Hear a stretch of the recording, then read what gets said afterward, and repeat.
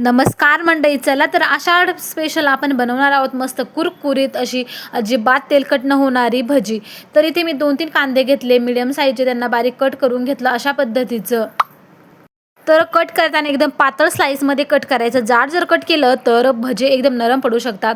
आता कांदा कट करून घेतला, सुट्टा करून घेतला. 1.5 चमचा यामध्ये लाल तिखट टाकलं, हळद टाकली, यामध्ये धनापूड सुद्धा टाकून घेतली. त्यानंतर 1.5 वाटी इथे मी बेसन पीठ टाकून घेतलं. 2 हिरव्या मिरच्या बारीक कट करून त्या सुद्धा टाकून घेतल्या. त्यानंतर यामध्ये मी तांदळाचं पीठ न वापरता यामध्ये मी वापरलेलं आहे कॉर्नफ्लोअर.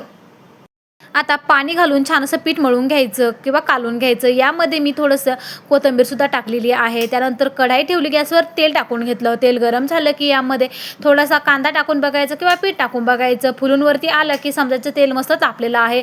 त्यानंतर असे सुट्टे सुट्टे भजे टाकून घ्यायचे, एका जागेवर असे गोळे टाकायचे नाही. तर बघू शकता भजे आपले तयार झालेले आहेत. तर कशी वाटली रेसिपी?